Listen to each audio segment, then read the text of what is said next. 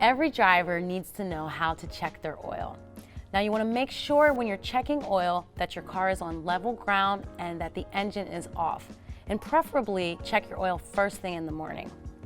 Again, remember, we're checking oil if the car has a small oil leak, if we're going on a trip over 2 hours, or if the car has over 100,000 miles. Now the first thing you want to do with checking oil is locate the oil dipstick. It has the red or orange or yellow head that's very bright, so it's easy to locate, and it's usually coming off on top of the engine or somewhere off the side of the engine. You want to pull the dipstick all the way out. Take your rag and wipe it off really good. Next, replace the dipstick back in the engine where you took it out of, and take note of where it was removed. Some people will spend a lot of minutes trying to figure out where they pulled the dipstick out of. They're not paying attention. You want to click it all the way down before you pull it back out again. And now we are going to read the level of the oil. So once you pull out your dipstick, you want to read the level of the oil. You also want to check out how the oil looks.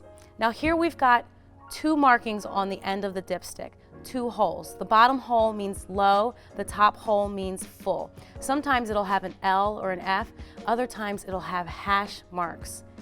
You want the oil to be in between the L or the bottom dot and the full or the top dot. You don't want it to be over, and you definitely don't want it to be under. If it's under the bottom dot or the L, that means you need to add oil to your engine. If it's something that we call bone dry, which means there's no oil in the dipstick, you have no oil in your engine. Do not drive it in this condition. So you checked your oil and you notice that the level in the dipstick is low. You're going to need to put oil in your engine. You do not want to drive it in this condition. The first thing you want to do is make sure you grab a funnel and the proper oil from your parts store. We are using the 5W20. It mentions that also on the oil filler cap. It'll designate the type of oil, 5W20. Now, if you have no oil in the dipstick and it's bone dry, you'll need about 4 to 5 quarts of oil in the engine. If it is just a little bit below the bottom dot or the L, fill it 1 quart at a time and then check it.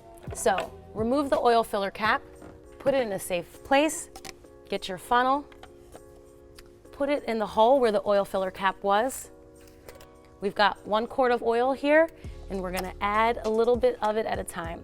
Make sure that the car is off when you're doing this and it is on level ground.